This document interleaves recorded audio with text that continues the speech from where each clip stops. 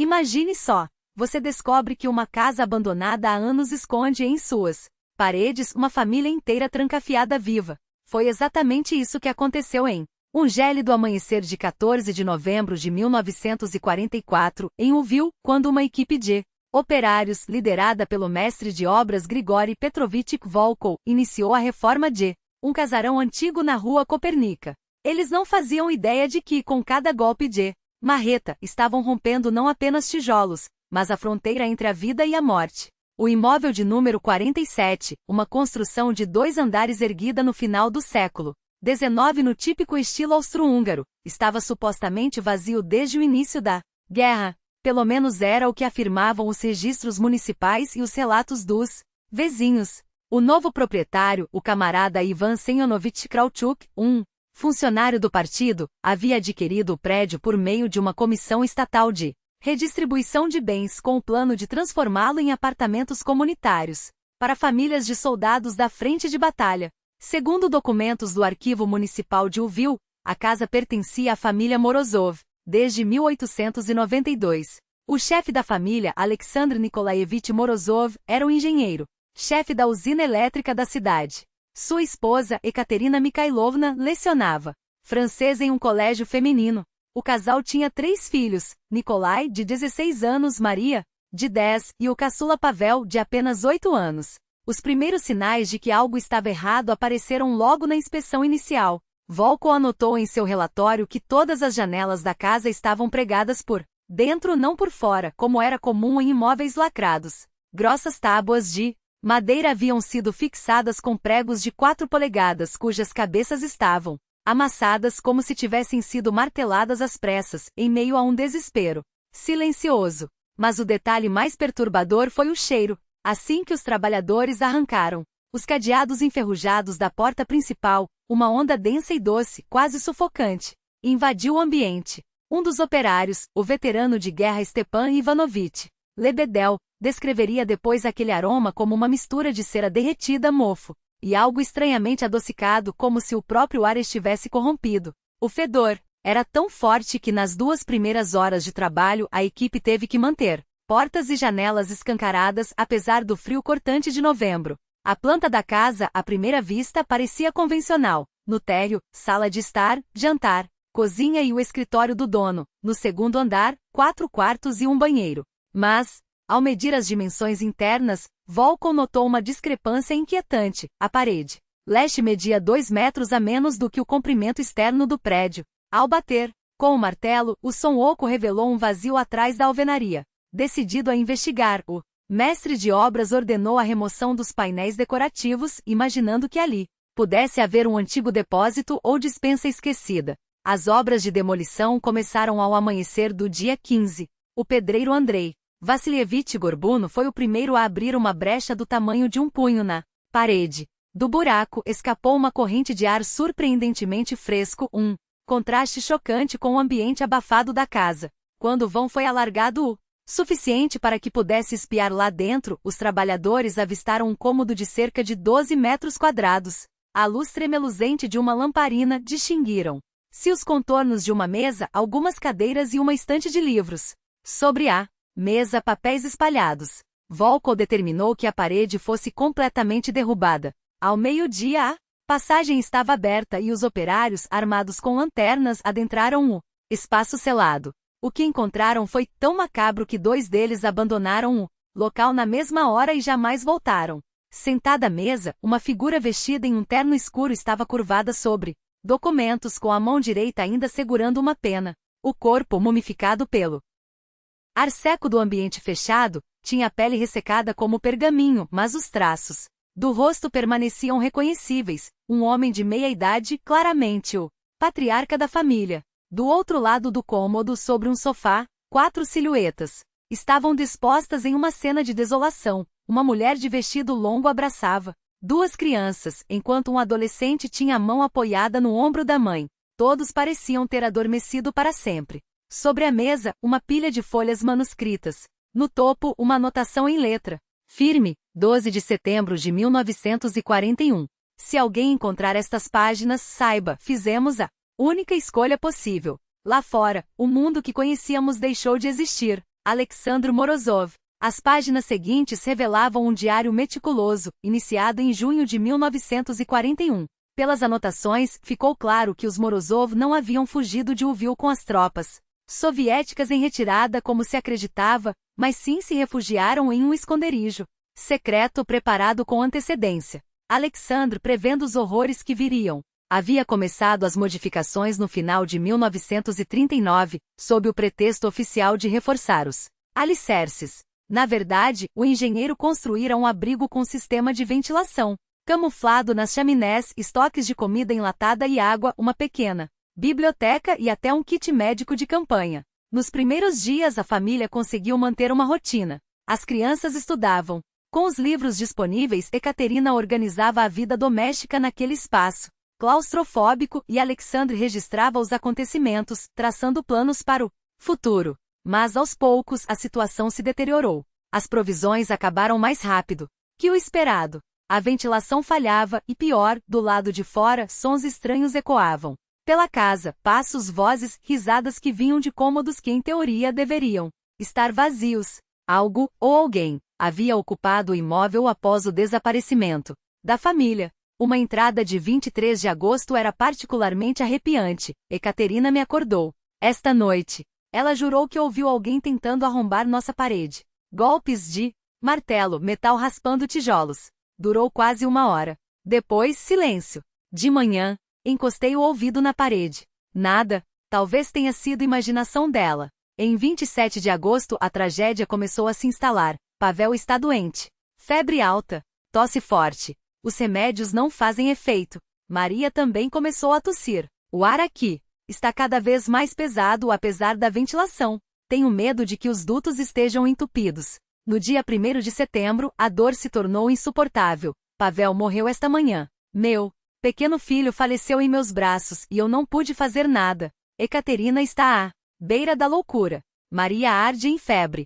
Nikolai tenta ajudar, mas também começou a cuspir sangue. As anotações seguintes eram cada vez mais fragmentadas, escritas por uma mão trêmula. A família definhava consumida por uma doença misteriosa, provavelmente agravada pela falta de ar puro e pelas condições insalubres. A última entrada, rabiscada com esforço, era desoladora. Maria nos deixou ontem à noite. Sobramos. Apenas eu, Ekaterina e Nikolai.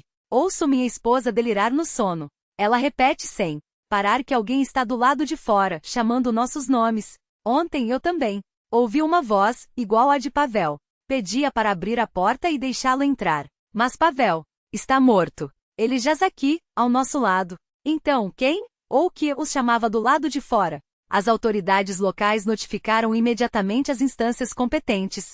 Uma comissão chefiada pelo tenente-coronel Vasily Stepanov Skokin, vice-chefe do Departamento Regional do NKVD, chegou ao local. O exame do cômodo e a apreensão dos documentos foram realizados na presença de um patologista do Hospital Regional e de um fotógrafo do Laboratório de Criminalística. A conclusão oficial, assinada em 13 de dezembro de 1944, atestou que os 5 membros da família Morozov morreram de inanição, agravada por doenças pulmonares de origem indeterminada. Como causa, apontou-se as circunstâncias trágicas da guerra e uma tentativa mal-sucedida de se abrigar dos combates. No entanto, entre os arquivos da equipe de investigação, permaneceram materiais que nunca foram incluídos no relatório oficial. O fotógrafo Semyon Lvovs Goldberg, em memórias publicadas décadas depois em um jornal samizda, descreveu detalhes perturbadores que notou enquanto documentava a cena. Ao ajustar a iluminação para fotografar os corpos, escreveu Goldberg, reparei que todos os mortos estavam sentados em poses anormalmente eretas, como se alguém os tivesse disposto assim depois da morte. Isso era especialmente evidente nas crianças sobre o sofá, suas mãos cruzadas sobre o peito, as cabeças inclinadas, no mesmo ângulo como em um ritual macabro. Mas o que o deixou ainda mais inquieto foi o que encontrou atrás de uma estante de livros, um pequeno montinho de brinquedos infantis, um cavalo de madeira, uma boneca de pano e alguns soldadinhos de chumbo, arrumados com precisão como se alguém os tivesse organizado para uma partida imaginária. Só que, segundo o diário, Pavel, o filho mais novo, havia morrido 2 semanas antes dos demais. Quem então brincara com seus brinquedos? o patologista Boris Yakovlevich Chernan, que realizou o exame inicial dos corpos, deixou anotações em seu diário pessoal, descoberto apenas em 1987 por seu neto, que contradiziam radicalmente seu laudo oficial. O que vi naquela sala lacrada desafia tudo que sei sobre medicina e decomposição, escreveu. Os corpos estavam demasiado bem preservados para um ambiente sem ventilação e com temperatura instável. Além disso, na pele de todos os mortos encontrei marcas estranhas, finas arranhaduras simétricas nos pulsos e tornozelos, feitas após a morte, pois não havia sinais de inflamação ou hematomas. Chernan também observou que os estômagos de toda a família estavam completamente vazios, apesar de haver reservas de comida enlatada no cômodo, suficientes para semanas. Parece que pararam de se alimentar muito antes de morrer, anotou, como se tivessem escolhido morrer de fome, ou como se algo os impedisse de comer. Asterisco. Mas a descoberta mais enigmática foi o diário de Pavel, encontrado embaixo do sofá. As anotações do menino de 8 anos, escritas com letra trêmula, revelavam uma versão totalmente diferente do que acontecerá naquele abrigo. O tio Fedya veio novamente ontem à noite, escreveu Pavel em 20 de julho. Ele bateu na parede e nos chamou para brincar. Mamãe disse que o tio Fedya morreu antes da guerra, mas eu reconheço a voz dele. Ele prometeu me mostrar soldadinhos novos se eu abrir a porta. Fyodor Nikolaevich Morozov, irmão mais novo de Alexandre, de fato falecera de tuberculose em 1938. Era um homem afetuoso, especialmente com os sobrinhos. As páginas seguintes do diário estavam repletas de relatos sobre visitas noturnas. A tia Vera trouxe pirognis e está embaixo da janela, anotou o menino. Ela diz que a guerra acabou e podemos sair. Mas papai fica bravo e diz que não pode ser a tia Vera, porque ela foi para a América quando eu era pequeno. Vera Mikhailovna Morozova, irmã de Ekaterina, realmente migrara para os Estados Unidos em 1924 e nunca voltará. À medida que a data de sua morte se aproximava, as anotações de Pavel ficavam cada vez mais desesperadas. Novos tios e tias vêm todas as noites, escreveu em 29 de agosto. Eles sabem nossos nomes e cantam as músicas que a vovó cantava. Ontem, trouxeram flores para a mamãe e deixaram embaixo da porta. De manhã não havia nada, mas o cheiro de rosas ficou o dia todo. Mamãe chora e diz que nunca sairemos daqui. Mas eles dizem que logo virão nos buscar e levar para um lugar bonito, onde sempre faz sol. O Major Kokin ordenou uma investigação minuciosa sobre o passado da família Morozov. Agentes do NKVD interrogam vizinhos e conhecidos, mas os depoimentos só aumentaram o mistério. Ana Petrovna Kovalenko, moradora da casa em frente, jurava, depois que os alemães entraram na cidade, a casa dos Morozov ficou vazia. Vi quando saíram numa carroça com seus pertences, no final de junho de 1941. Alexandre Nikolaevich me acenou. Nunca mais os vi. Já Maria Ivanovna Levitskaya, outra vizinha, afirmava o oposto. Eles não foram a lugar nenhum. Durante todo o ano de 1941, via luz em suas janelas à noite.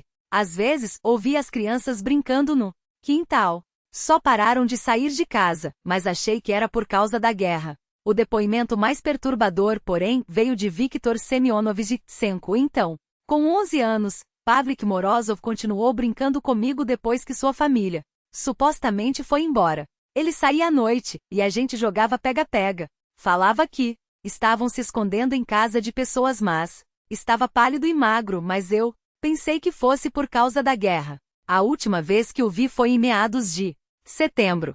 Disse que iam embora para muito longe e não voltariam. O problema? Segundo o diário de Alexandre, Pavel morrera em 1º de setembro, 2 semanas antes da data citada pelo menino. Os criminalistas ainda encontraram outros indícios inquietantes. No chão, junto à parede que dividia o cômodo da sala de estar, havia marcas de arranhões feitas por dentro do quarto, como se alguém tivesse tentado cavar um túnel ou abrir uma brecha. Porém, a alvenaria de tijolos permanecia intacta. No canto, uma pequena pilha de terra e fragmentos de reboco, cuja análise revelou que não eram do local. A composição do solo não correspondia à da região de Uvil, mas sim a terras das estepes ucranianas com raízes de plantas que não cresciam ali. E debaixo de uma cama um par de sapatinhos infantis, tamanho 5 ou 6 anos, cobertos de terra seca e grama, como se uma criança tivesse acabado de brincar lá fora. Só que o filho mais novo dos Morozov tinha 8 anos, e seus sapatos estavam nos seus pés. Os arquivos do hospital de maternidade e os registros paroquiais foram meticulosamente examinados na esperança de encontrar vestígios de um quarto filho. Nos Morozov, nada. Oficialmente, o casal tinha apenas 3 crianças. E, no entanto, ao escavar com mais atenção o cômodo selado, os investigadores depararam-se com provas inquietantes de que ali viverá uma quarta criança. Entre as prateleiras empoeiradas de um armário, descobriu-se um maço de desenhos infantis, traçados com lápis de cor ainda vibrantes.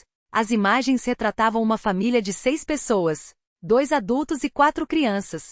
Embaixo de um dos desenhos, uma assinatura tremula. Nossa família na casa debaixo da terra, Petia. Petia. Um nome que não constava em nenhum documento da família Morozov. Pior, a caligrafia da assinatura não coincidia com a de nenhum dos pais ou filhos conhecidos. Era como se aquelas palavras tivessem sido escritas por uma mão que não pertencia àquele lar, ou que, pelo menos, não deveria pertencer. A equipe de investigação passou então a interrogar funcionários de instituições municipais que tiveram contato com os Morozov antes da guerra. A diretora do ginásio feminino onde Ekaterina Mikhailovna lecionava, Valentina Stepanovna Grishko, lembrou-se de um episódio estranho na primavera de 1940. Ekaterina Mikhailovna começou a pedir licenças médicas com uma frequência incomum, contou. Ela alegava que o filho caçula estava doente, mas quando a encontrava na rua, as 3 crianças pareciam perfeitamente saudáveis. O que mudará era ela, emagreceu, ficou nervosa, olhava para os lados como se temesse ser seguida. Certa vez perguntei-se: tudo estava bem? Sua resposta foi perturbadora: temos mais uma criança em casa, mas ela não é nossa. O chefe do departamento de pessoal da usina elétrica, Ivan Maximovich Bondar, também notou uma transformação em Alexandre Nikolaevich, um homem pontual, responsável que de repente começou a chegar atrasado a pedir dispensas com olheiras fundas e um ar ausente, relatou. Quando questionado, respondia com evasivas, problemas em casa, assuntos de família. Oferecia ajuda financeira. Pensando que fosse isso, ele recusou com veemência. Não queria falar sobre o assunto. Mas o depoimento mais inquietante veio da faxineira noturna da usina, Maria Karpovna Dubrovskaya. Nos meses antes da guerra, o Sr. Morozov ficava até tarde no escritório, dizendo que trabalhava em plantas de uma casa. Mas uma noite, entrei sem avisar e o flagrei desenhando, não uma casa, algo subterrâneo, um bunker. Sobre a mesa, livros de construção, manuais de conservação de alimentos, tratados de medicina, e entre eles, livros infantis de contos de fadas que Maria jurava nunca ter visto antes. Foi ela também quem ouviu, por acaso, um diálogo telefônico de Morozov no corredor. Não podemos expulsá-lo, repetia ele com voz abafada. É uma criança, mas também não podemos ficarmos com ele. Ele não deixa nossos filhos em paz. O que faremos? Na época, Maria supôs que se tratasse de um adolescente problemático, talvez um parente distante. Mas à luz das descobertas posteriores, aquelas palavras ganharam um peso sinistro. A busca se intensificou. No porão da casa dos Morozov, os investigadores encontraram um manicho murado, repleto de materiais de construção e ferramentas, usadas para erguer o esconderijo secreto. Entre martelos e serras, um par de luvas pequenas e um martelo de brinquedo, claramente feito para mãos infantis. E no escritório de Alexandre Nikolaevich, dentro de um compartimento oculto da escrivaninha, uma pasta com documentos que não constavam em seus diários. Entre eles, um prontuário médico do Hospital Psiquiátrico de Uvil, em nome de Piotr, desconhecido, datado de março de 1940. O menino, de 5 ou 6 anos, fora encontrado nas ruas da cidade no inverno anterior, em estado de exaustão extrema e com sinais de hipotermia. Não conseguia dizer seu nome, seu sobrenome ou de onde viera.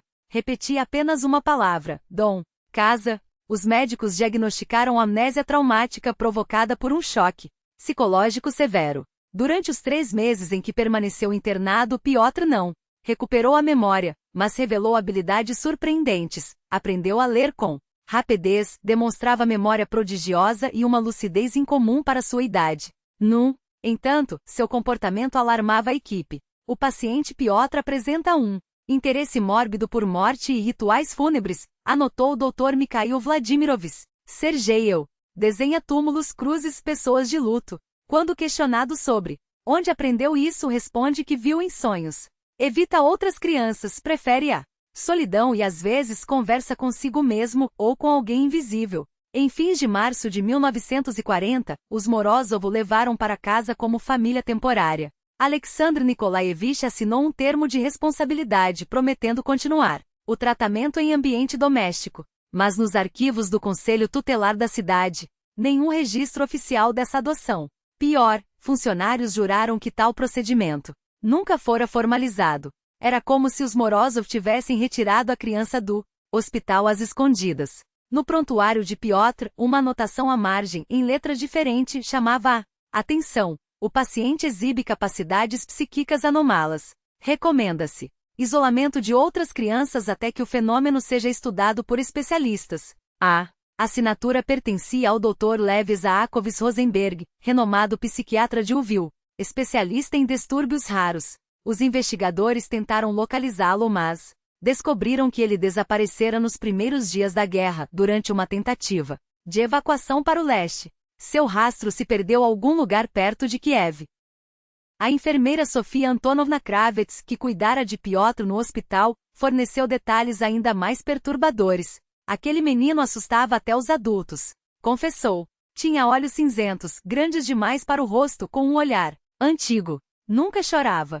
Nunca ria. Nunca brincava. Passava dias inteiros sentado à janela, fixando o cemitério do outro lado da rua. Mas o mais inquietante ocorria à noite. Piotr não dormia. Ficava deitado, de olhos abertos, murmurando coisas incompreensíveis. Às vezes, parecia dialogar com alguém ao lado da cama. Eu acendi a luz, mas não havia ninguém. Só ele. Uma semana antes de os Morozov levarem, porém, Piotr falou, pela primeira vez com clareza. Pediu que Sofia transmitisse uma mensagem a tio Sasha e deu o endereço exato, Rua Copérnica, 47. Diga a ele que venha me buscar, disse o menino. Logo começará uma grande desgraça, e todos precisarão se esconder. Na época a enfermeira achou que sua memória havia voltado. Mas como Piotr poderia conhecer os Morozov, se eles juravam nunca tê-lo visto antes? Nenhum dos registros consultados correspondia ao menino encontrado. As buscas foram meticulosas, especialmente nos arquivos de crianças desaparecidas durante deportações e repressões. Nos documentos do NKVD surgiu o caso da família Petrova, kulaks despojados de suas terras na aldeia de Zaboloti, a 100 quilômetros de Lviv. Em fevereiro de 1940, a família de 5 pessoas foi arrancada de casa e enviada a um assentamento especial na região de Arcangels. Entre os deportados constava um menino, Piotr Petrova, 6 anos. Porém, segundo os registros da administração local, os Petrova chegaram intactos ao destino. Todos, incluindo o pequeno Piotr, foram cadastrados no povoado de Pinega e trabalhavam no corte de madeira. Mais um rastro falso. Diante do impasse, o Major Kokin recorreu a especialistas de Kiev. Chegou a Lviv. Tenente-coronel Georgy Alexeyevich Voronkov, renomado por investigar casos criminais anômalos. Após analisar os autos, Voronkov arriscou uma hipótese ousada. A família Morozov teria sido vítima de um fenômeno psicológico raro, uma alucinação coletiva desencadeada pelo estresse da guerra. O confinamento prolongado, o medo constante e a falta de ar e comida podem ter induzido visões compartilhadas, explicou o oficial. Todos teriam criado o menino como mecanismo de defesa contra a realidade. Mas a teoria esbarrava nos fatos, os sapatos infantis, os desenhos, os depoimentos dos vizinhos, os prontuários hospitalares. Voronkov foi obrigado a admitir que o caso continha elementos além da razão. Em janeiro de 1945, a investigação foi formalmente arquivada. A versão oficial, a família Morozov pereceu em uma tentativa mal-sucedida de se abrigar dos combates. A morte ocorreu por exaustão e doenças, agravadas pelas condições insalubres do esconderijo. A casa da Rua Copérnica foi transferida para a administração municipal. O cômodo murado foi selado com tijolos e o prédio reformado para abrigar apartamentos comunais. Os primeiros inquilinos mudarão-se em março. Mas em menos de um mês, as queixas começaram. Moradores relatavam vozes noturnas, choro de criança, passos em cômodos vazios, sussurros vindo das paredes. A família do veterano Ivan Petrovich Melnik, que ocupava um quarto no segundo andar, durou apenas 2 semanas no local. Todas as noites meu filho Vitia, de 5 anos, acordava gritando que o tio Petia o chamava para brincar, contou Ivan. O menino descrevia uma criança de 6 anos, vestida à moda antiga, que aparecia junto à janela e o convidava a segui-la. No início achamos que era imaginação, mas logo eu também passei a ouvir os murmúrios. O zelador do prédio, Stepan Grigorievich Kak, mantinha um registro detalhado das ocorrências. As anotações de primavera e verão de 1945 liam-se como um catálogo de fenômenos inexplicáveis. A família Korolenko, do apartamento 3, reclamava de choro infantil dentro das paredes. Os Salchenko pediam transferência por causa de sombras no corredor. Os moradores do segundo andar exigiam um exorcista. O mais perturbador, porém, eram as crianças. Após algumas semanas no prédio, elas começavam a desenhar as mesmas imagens, salões subterrâneos com pessoas sentadas e a falar de amigos secretos que sabiam seus nomes e prometiam jogos especiais. A filha de 8 anos dos Kovalenko, Nina, fez um desenho tão detalhado que deixou os pais estarrecidos. Era a planta exata do cômodo murado, com os móveis posicionados exatamente como os investigadores os haviam encontrado. O tio Petia me mostrou essa sala em sonho, disse a menina. Em breve todas as crianças virão brincar conosco. Até o outono de 1945, o prédio esvaziou. As autoridades atribuíram o abandono a problemas técnicos, falhas no aquecimento e encanamento, mas a verdade era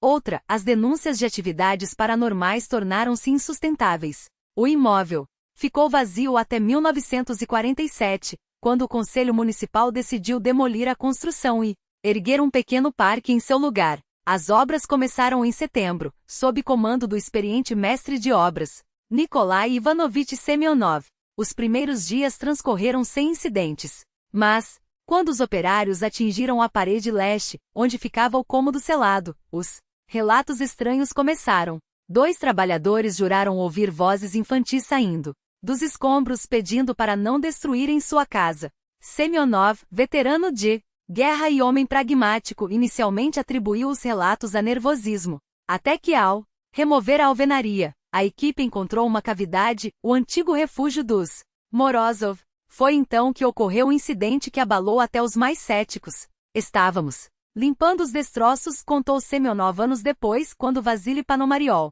gritou e saiu correndo. Ele jurou ter visto, no fundo da cavidade, uma figura pequena. Um menino em roupas antigas acenando e chamando por Vazenka, como só sua avó falecida o chamava. Panomariov recusou-se a voltar. No dia seguinte, seu substituto também abandonou o local, afirmando que alguém vivo estava entre os escombros. Decidido a pôr fim ao mistério, Semyonov desceu a cavidade armado com uma lanterna potente. O que encontrou lá o marcou para sempre. O espaço estava quase vazio, só restavam fragmentos de móveis e gesso, relatou. Mas quando iluminei-o canto mais distante, vi algo impossível. Desenhos infantis na parede, frescos como se tivessem sido feitos na véspera. As imagens retratavam a própria obra de demolição, com os operários e até Semyonov segurando a lanterna, exatamente como ele estava naquele momento. O mestre de obras arrancou os desenhos da parede. O papel era amarelado pelo tempo, mas as cores brilhavam como novas.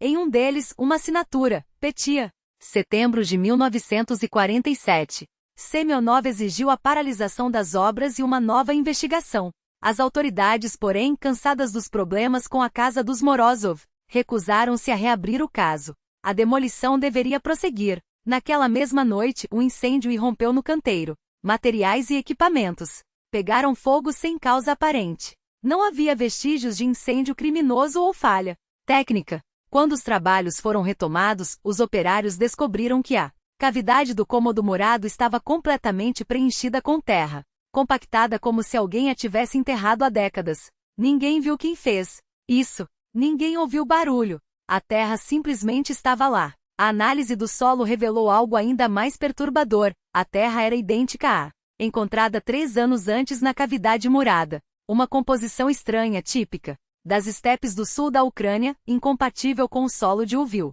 Entre os grãos secos, botânicos identificaram raízes de plantas que não cresciam na região há décadas, espécies características das planícies de Odessa e Kherson, preservadas como se tivessem sido arrancadas ontem. Mas ninguém questionou. A demolição seguiu. adiante e implacável. Até o último tijolo do casarão dos Morozov foi reduzido a escombros carregados para o lixão municipal. No lugar, semeou-se grama e plantaram-se bordos, transformando a cicatriz urbana em um pequeno jardim público. Quando a primavera de 1948 chegou, o local parecia pacificado, um oásis de tranquilidade entre os prédios cinzentos do pós-guerra. A aparência, porém, enganava. Já no verão daquele ano, moradores dos arredores começaram a relatar acontecimentos inquietantes. Crianças que brincavam no jardim durante o dia voltavam para casa falando de um menino invisível, Petya, que as convidava para jogar escondidas debaixo da terra. Os pais, a princípio, riram das fantasias infantis, até que várias crianças, independentemente umas das outras, começaram a cavar buracos no mesmo ponto do gramado, insistindo que Petya havia mostrado onde estavam enterrados seus brinquedos. Todas apontavam para o mesmo lugar, exatamente onde ficará o cômodo murado. As autoridades municipais instalaram bancos e proibiram as brincadeiras no chão, mas as estranhezas não cessaram. Pior, evoluíram. Em agosto, a pequena Olya Melnik, de 6 anos, desapareceu. Brincava no jardim, sob a supervisão da irmã mais velha, que se distraiu por poucos minutos. Quando olhou de volta, a menina havia sumido. Buscas intensas durante 3 dias não encontraram nenhum vestígio. Olya foi localizada uma semana depois, em um porão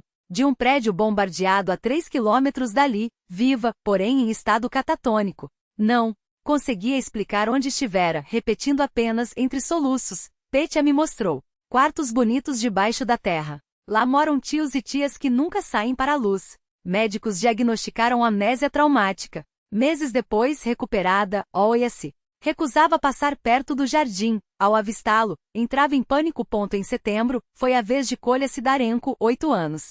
Desapareceu diante dos olhos da mãe, que lia um livro em um banco enquanto o menino brincava a poucos metros. Num piscar de olhos, só restou sua bola rolando na grama. Centenas de voluntários, bombeiros e policiais reviraram esgotos, porões e ruínas em um raio de 5 quilômetros.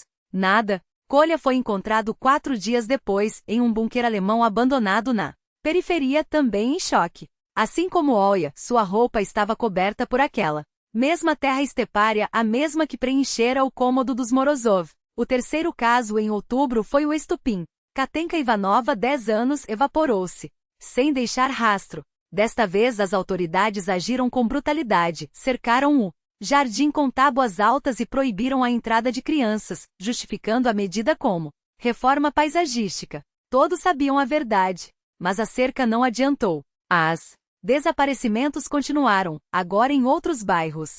O padrão era sempre o mesmo. Antes de sumir, as crianças falavam de um menino chamado Petya que as convidava para jogos secretos em lugares escondidos. O tenente-coronel Vladimir Krupski, designado para investigar os casos, conectou os pontos com o passado da família Morozov. Nos arquivos da NKVD, descobriu detalhes nunca divulgados. Em 1945, além dos diários, os investigadores haviam encontrado um artefato sinistro enterrado no cômodo murado, uma caixa de madeira contendo objetos infantis, um lenço bordado com as iniciais PN, um pequeno crucifixo de prata, com a inscrição para Petya, da mãe que o ama, 1891, uma mecha de cabelos loiros e vários dentes de leite. Os itens foram enviados para a perícia, mas os resultados foram classificados como ultra-secretos. Nas anotações pessoais do Major Kokin, encontradas por Krupski, uma frase gelou seu sangue. A perícia confirmou nossos piores temores. O artefato deve ser isolado. Recomendo enterro em solo consagrado com todas as precauções. Krupski tentou rastrear a caixa, mas esbarrou em um muro de silêncio. Todos os documentos relacionados haviam sido retirados dos arquivos por ordem superior. Major Kokin, responsável pelo caso, fora transferido para Moscou em 1946 e depois dispensado por razões de saúde. A única pista veio de Leonid Petrenko, ex-técnico do laboratório criminalístico, agora um professor alcoólatra em uma escola rural. O que havia naquela caixa? Petrenko engoliu em seco, os dedos trêmulos, apertando o copo de vodka. Os cabelos e os dentes pertenciam a uma criança morta há pelo menos 50 anos, mas estavam preservados como se a morte tivesse ocorrido ontem. E nas células, sua voz falhou. Havia estruturas que nenhum de nós conseguiu identificar. Quanto ao crucifixo, ele fez o sinal da cruz. Apesar de décadas de ateísmo forçado, a data coincidia com os registros de 17 meninos chamados Petya, mortos entre 4 e 8 anos em Uvil naquele ano. Todos, enterros sem corpo. Petrenko revelou o destino final da caixa. Por ordem de Kokin, ela foi selada em um container de chumbo e enterrada em uma cova sem nome no cemitério municipal. Quando fechamos a tampa, confessou baixando a voz, ouvi um choro de criança vindo de dentro. Todos ouviram. Os guardas noturnos do cemitério, homens endurecidos pela guerra e pela fome, começaram a relatar visões perturbadoras, uma silhueta pequena e pálida que deslizava entre os túmulos como uma sombra sem dono. Flores frescas, margaridas, brancas e papoulas vermelhas apareciam sobre a cova anônima apesar de nenhum registro de sepultamento. O coronel Krupski, um homem que já havia visto os horrores dos gulags e das batalhas no fronte, sentiu um calafrio que não era do vento siberiano. Ordenou a exumação do container em segredo absoluto, com apenas seus homens mais leais e um padre relutante, o padre Ioan Krasnitsky, arrastado para o ritual após horas de súplicas e ameaças veladas. Quando as pás atingiram a profundidade marcada, encontraram o chumbo rachado. Uma fissura fina, quase imperceptível, mas que serpenteava pela tampa como uma cicatriz. O ar que escapou ao abrir o selo cheirava a terra úmida e algo mais, um odor doce e podre, como frutas apodrecendo dentro de um caixão. Dentro, a caixa de madeira permanecia intacta, mas seu conteúdo havia mudado. Entre os objetos originais, o crucifixo, os botões de osso, o diário rasgado. Agora, havia desenhos infantis de traços trêmulos, casas subterrâneas com janelas que não davam para lugar algum, soldados de brinquedo alinhados como em uma batalha silenciosa, dentes de leite e mechas de cabelo de diferentes cores, como se arrancados à pressa. Um dos desenhos mostrava o próprio Krupski e seus homens, de pé ao redor de uma cova aberta com uma legenda em letras desiguais. Tio, Volodia encontrou nossa casinha. Agora ele também vai brincar conosco. Petya e os amigos. O padre Ioan não esperou mais. Com voz rouca começou os exorcismos em eslavo eclesiástico, aspergindo água benta como se tentasse apagar um incêndio invisível. Exigiu que o container fosse soldado novamente e enterrado em terra consagrada, com salmos lidos em voz alta até o amanhecer. Foi feito naquela mesma noite. Mas, uma semana depois, o coveiro Gonchar, um homem que bebia vodka pura para dormir, jurou que a terra sobre a cova respirava, inchava e afundava como se algo abaixo empurrasse as camadas de solo com mãos pequenas e insistentes. Até o final de 1948, 12 crianças haviam desaparecido em Uvil. Todas foram encontradas vivas, mas com olhares vazios e memórias fragmentadas. Seus corpos estavam cobertos por uma terra amarela, idêntica à das estepes ucranianas, e suas histórias se repetiam como um coro assombrado. Um menino chamado Petya, uma casa debaixo da terra, eles nos chamam para brincar. As autoridades do partido, após reuniões fechadas e doses generosas de vodka, decretaram o silenciamento absoluto. Krupski foi transferido para um posto remoto na Sibéria. Os arquivos foram lacrados, mas as crianças continuaram a sumir. Em 1949, 8 desaparecimentos. Em 1956, os números diminuíam, mas o padrão permanecia até que em 1952, o inferno decidiu variar seu cardápio. Dessa vez, não foi uma criança. Foi Vasily Andreevich Kozlov, engenheiro de 30 anos, responsável pela reconstrução da rede de esgoto da cidade. Ele desapareceu durante uma inspeção nos túneis abandonados abaixo da antiga propriedade dos Morozov. 2 semanas depois, Kozlov foi encontrado em um bunker nazista desertado, a 15 quilômetros de Uvil.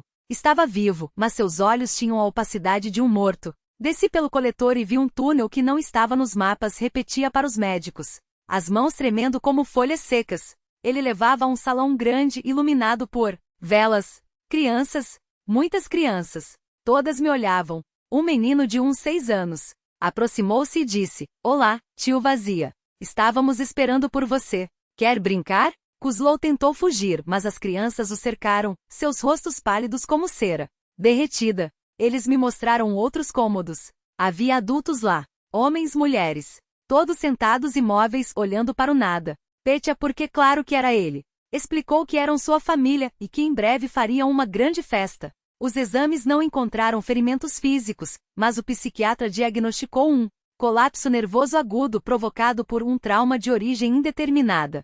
Kozlov passou 6 meses em um hospício. Após a alta, recusou-se terminantemente a trabalhar abaixo do solo. Afirmava que ainda ouvia risadas à noite e às vezes via uma figura pequena e loira parada do lado de fora de sua janela, sorrindo com os dentes muito brancos contra a escuridão. O caso Kozlov foi a gota d'água. As autoridades agiram com a brutalidade burocrática que só um regime em pânico consegue mobilizar. O terreno onde ficava a casa dos Morozov foi declarado zona de risco por munições não detonadas. Cercas de arame farpado foram erguidas durante a noite. Placas de advertência em vermelho sanguíneo foram cravadas no chão. Patrulhas armadas passaram a vigiar o local 24 horas por dia. Oficialmente era por segurança pública. Na verdade, era para impedir que mais alguém encontrasse o que Kozlov havia visto. Mas em 1955, quando o silenciamento já não bastava, Moscou interveio. Uma comissão secreta do KGB, liderada pelo coronel Anatoly Morozov, sim, aquele Morozov, uma ironia cruel demais para ser coincidência, chegou a ouvi-lo com ordens de neutralizar a ameaça ideológica. Morozov era especialista em casos que o partido negava existir, fenômenos que desafiavam o materialismo dialético e, portanto, ameaçavam os alicerces do Estado. Sua equipe escavou o solo até 5 metros de profundidade, queimou-o com produtos químicos, cobriu-o com terra trazida de uma pedreira perto de Kiev e, por cima, despejou camadas de concreto e asfalto.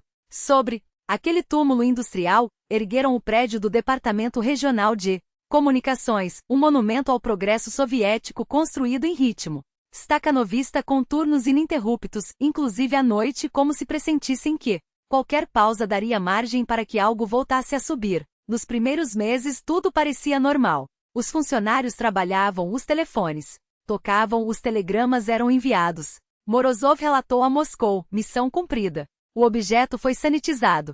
Mas em março de 1956, o vigia noturno Petróleo Ivanovich Shevchenko começou a ouvir vozes. No começo achei que fossem crianças brincando na rua, confessou, os nós dos dedos brancos de tanto apertar o copo de chá. Mas os sons vinham de baixo do subsolo. Riso agudo, passos pequenos correndo, uma bola quicando onde não havia chão. As queixas se multiplicaram. Funcionários do turno da noite juravam sentir olhares nas costas. Mulheres desmaiavam sem motivo. Homens acordavam com arranhões nas mãos, como se tivessem cavado a terra enquanto dormiam. A médica Anna Sokolova, após examinar dezenas de casos, não encontrou doenças, apenas um padrão. Todos os afetados trabalhavam no lado leste do prédio, exatamente onde, décadas antes, ficava a sala de estar dos Morozov. Os pacientes descreviam sonhos recorrentes, salões subterrâneos e crianças que os chamavam para descer. O mais perturbador, anotou Adra Sokolova em seu relatório, era que pessoas sem qualquer contato entre si, funcionários de departamentos distintos, estranhos uns aos outros, relatavam o mesmo sonho com precisão assustadora.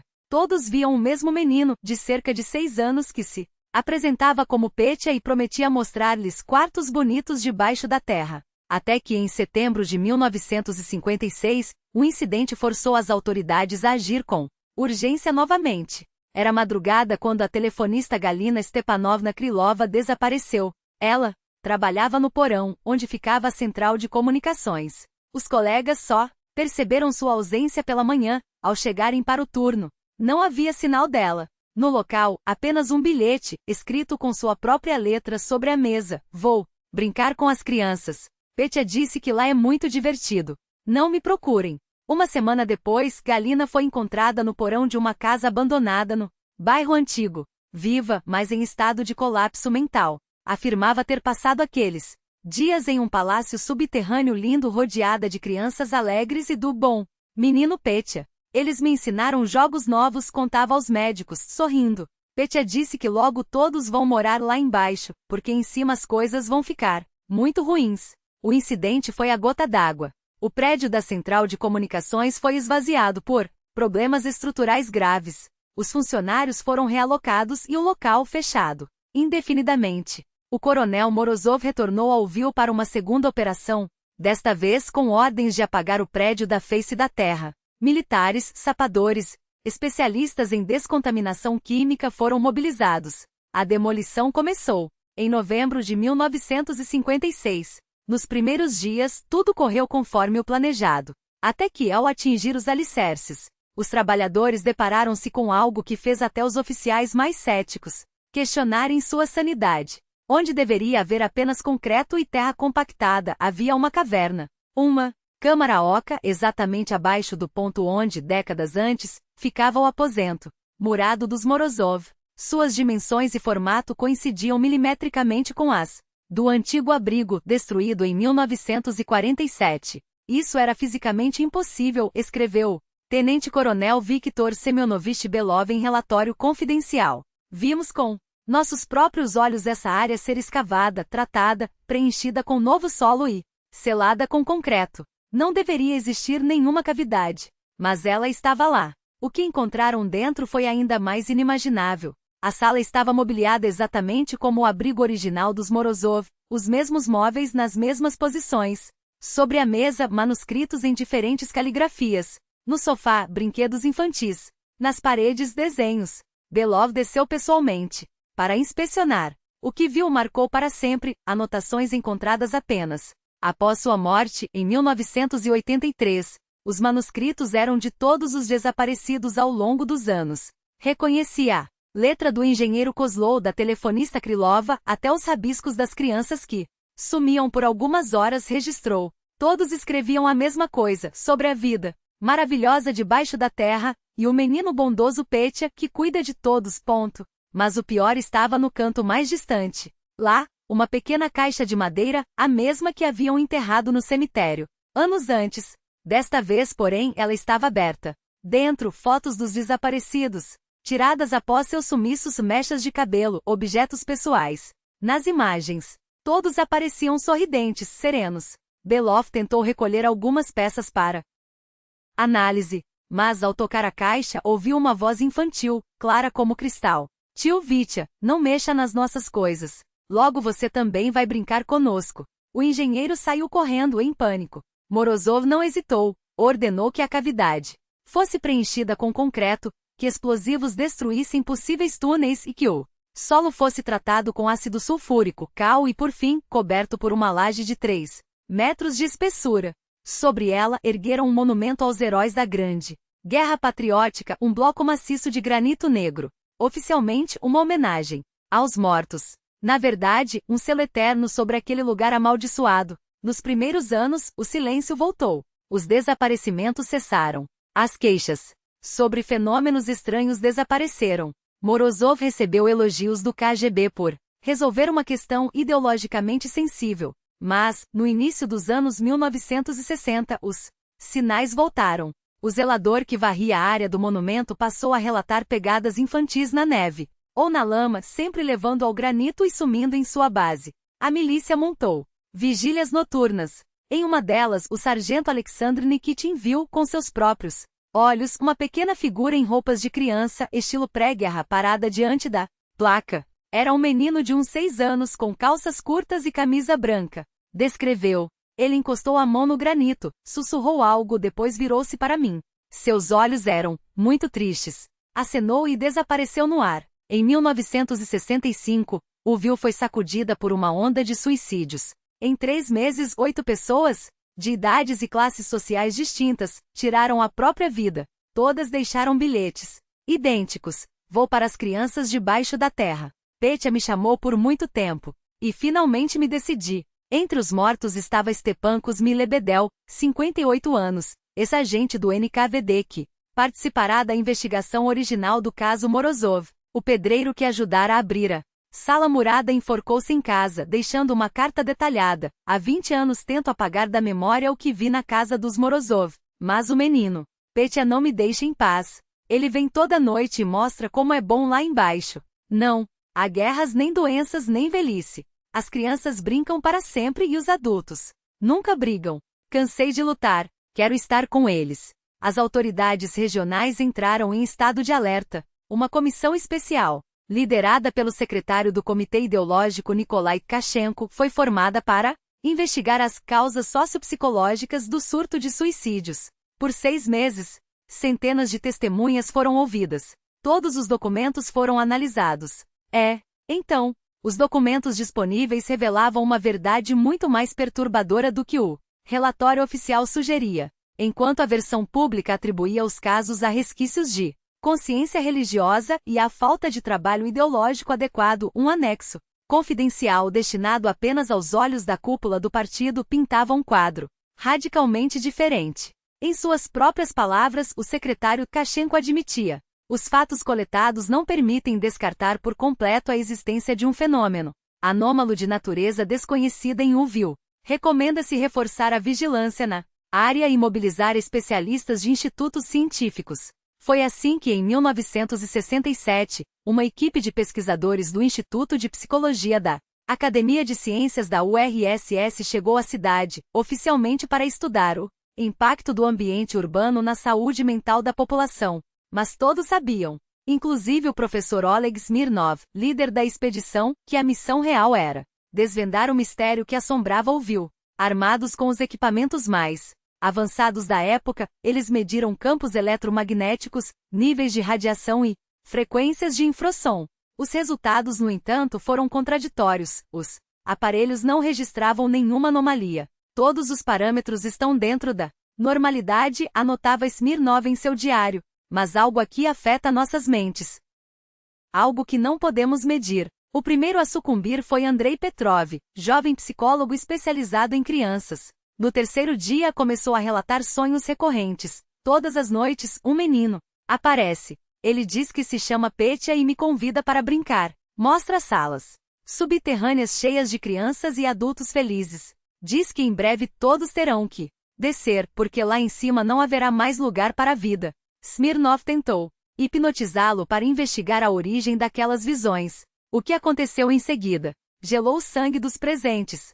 Sob hipnose, a voz de Petrov se transformou. Falava como uma criança. Eu sou. Petya disse, com um sorriso que não pertencia ao jovem cientista. Há muito tempo. Espero que os adultos entendam.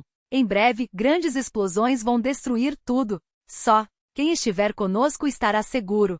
Diga ao professor que a grande obra continua. Já reunimos muitos amigos, e logo teremos mais. Smirnov interrompeu o procedimento abruptamente. Petrov acordou confuso, sem lembrar de nada. Mas algo nele havia mudado para sempre. Nos dias seguintes ele se isolou, recusou comida e passou horas olhando fixamente para o monumento aos heróis de guerra. Uma semana depois, desapareceu. Foi encontrado ao amanhecer, sentado na grama, abraçando os joelhos, murmurando uma canção de ninar. Petya me mostrou onde será a nova casa de todos, disse com olhos vidrados, antes de ser levado à força para um hospital psiquiátrico. Diagnóstico foi implacável. Transtorno psicótico agudo de etiologia desconhecida. Nenhum tratamento surtiu efeito. Petrov insistia que vivia em 2 mundos simultaneamente e que as crianças debaixo da terra o chamavam de volta. Smirnov encerrou a expedição prematuramente. Em seu relatório final escreveu: métodos científicos falharam em determinar a natureza do fenômeno. Recomenda-se suspender as investigações até que novas tecnologias possam ser desenvolvidas. Mas as autoridades de Uville não ficaram paradas. Decidiram culturalizar a área. Maldita, construíram um parque ao redor do monumento com fontes, playgrounds, bancos, na esperança de que a energia dos vivos neutralizasse a sombra que pairava sobre o local. Funcionou, parcialmente. Os suicídios em massa cessaram, mas incidentes esporádicos persistiram. A cada poucos anos, alguém desaparecia por dias e voltava em estado de choque, falando de Petya e de um mundo subterrâneo onde todos seriam felizes para sempre. Até que, em 1975, o fenômeno provou que não estava confinado a Uville. Em Kiev, um menino de 8 anos, Serioja Volkov, sumiu por 3 dias. Quando foi encontrado no porão de um prédio abandonado, contou aos pais com uma calma assustadora: o tio Petya de Uville veio no meu sonho. Ele disse que em breve virá um trem subterrâneo para levar todas as crianças a um lugar bonito. Lá não tem guerra nem adultos ruins. Só brincadeiras. Os médicos não encontraram nada de errado com ele, exceto pela obsessão em descrever, com detalhes precisos, um trem que para em várias cidades. O KGB investigou e descobriu que a família Volkov nunca esteve em Lviv e nem sabia da história dos Morozov. Ainda assim, o menino repetia informações que só poderiam ser conhecidas por quem teve acesso aos arquivos secretos. Casos semelhantes surgiram em Odessa, Kharkiv e Dnipropetrovsk. Sempre crianças ou jovens. Sempre a mesma história. Petya, o mundo subterrâneo, a promessa de um refúgio quando as coisas ruins acontecerem. Em 1980, o departamento do KGB que investigava fenômenos anômalos foi dissolvido por subversão ideológica. Todos os documentos sobre o Lviv foram arquivados com a classificação guardar eternamente. Nunca desclassificar. Mas o colapso da URSS em 1991 trouxe à tona o que deveria permanecer oculto. Fragmentos do caso Morozov vazaram para a imprensa, despertando uma onda de curiosidade mórbida. Jornais sensacionalistas batizaram o local de portal para o inferno, e o Lviv se viu invadida por turistas, caçadores de fantasmas e cientistas amadores. As autoridades, desesperadas, cercaram o monumento com grades, colocaram guardas 24 horas por dia. Mesmo assim, em 1995, uma equipe de parapsicólogos americanos conseguiu permissão para investigar. Com equipamentos de última geração, detectaram campos eletromagnéticos anômalos e frequências de infrasom inexplicáveis. O que encontramos aqui desafia todas as leis da física conhecida, declarou o Dr. Michael Stevenson à imprensa. Há algo neste lugar que não deveria existir. Uma semana depois, Stevenson e 2 colegas desapareceram. Foram encontrados 5 dias depois em um prédio abandonado na periferia, em estado catatônico. Tremiam, murmuravam sobre túneis que não acabam, e uma luz que chama. Oh! Mais perturbador? Todos os 3 repetiam a mesma frase como um coro ensaiado. Petya nos mostrou o caminho. O trem já está vindo. Nos subterrâneos daquele laboratório improvisado, o menino Petya revelou-lhes o destino da humanidade. Em breve, virá a era das grandes transformações, confessou Stevenson em seus delírios febris, ainda ecoando as palavras do garoto. Como um mantra, a superfície da Terra se tornaria inabitável, guerras sem fim, catástrofes climáticas, o colapso de tudo que conhecemos. Mas nas profundezas, um refúgio já estava pronto. Não para todos, apenas para os escolhidos. Petya e seus amigos, se é que eram crianças como qualquer outra, estavam recrutando aqueles capazes de sobreviver, de reconstruir um mundo onde as regras da vida e da morte haviam sido reescritas. O incidente fechou o caso para sempre. As autoridades ucranianas selaram o local, com uma ordem de segurança nacional, transformando o monumento dos Morozov em uma zona proibida vigiada por câmeras que dizem, às vezes captam sombras se movendo onde não deveria haver movimento. Mas os desaparecimentos não pararam. Pelo contrário, pesquisadores independentes, aqueles que ousam rastrear o fenômeno fora dos arquivos oficiais, documentam dezenas de casos por ano em cidades do antigo bloco soviético, pessoas que voltam após dias ou semanas perdidas, com os mesmos olhares vazios, as mesmas frases sussurradas. Petya nos mostrou o caminho. O trem está chegando. Na internet o mistério se multiplica. Fóruns obscuros, grupos em redes criptografadas, arquivos compartilhados em código, todos dedicados aos Morozov e ao menino que nunca envelhece. Há quem jure ter recebido mensagens dele, avisos sobre pandemias. Antes que elas acontecessem, alertas sobre conflitos que se materializariam anos depois. Nos últimos tempos, com o mundo à beira de novos abismos, as discussões se intensificaram. Ele nos avisou, repetem os fiéis. O tempo está acabando. Logo a chamada será para todos. Céticos atribuem o fenômeno à histeria coletiva, a documentos soviéticos desclassificados que alimentam teorias conspiratórias, a mentes frágeis buscando sentido no caos. Mas até os mais racionais hesitam ao analisar o caso Morozov. Há algo ali que resiste à lógica, as crianças que não deixam. Pegadas na neve, as vozes que ecoam dos esgotos de Kiev, as fotografias borradas. Onde uma silhueta pequena parece observar, sempre à distância, sempre esperando. O monumento ainda está lá em Lviv, no lugar onde outrora ficava a casa da família. Um parque tranquilo rodeia, crianças brincam, idosos descansam nos bancos. A vida segue seu curso aparente. Mas olhe com atenção. Nenhuma criança se aproxima da base de granito. Os cães rosnam e recuam quando cheiram o ar próximo ao memorial. Os pássaros que pousam em cada galho da praça evitam aquele pedaço de pedra como se soubessem. E o velho zelador, que vai às folhas há 2 décadas. Às vezes confidência aos turistas mais insistentes, de manhã há pegadas. Pequenas, como de uma criança. Elas começam no nada e terminam aqui. Ele aponta para a base do monumento, onde o granito parece absorver a luz de maneira estranha. Mas, não são pegadas de qualquer criança, acrescenta com um sorriso que não alcança. Os olhos são delas, das que já estão em casa. E então ele se cala, porque algumas coisas não são para serem ditas em voz alta. Porque há uma obra em andamento, como Petya prometeu há tanto tempo. Uma obra que não para, não dorme, não esquece. Talvez amanhã, talvez daqui a 100 anos. Mas quando o momento chegar, os que ouviram o chamado já estarão prontos. E os que ficarem para trás, bem, eles só terão a si mesmos para culpar por não terem prestado atenção nas crianças que brincavam sob seus pés o tempo todo. Porque o trem sempre chega para quem sabe esperar.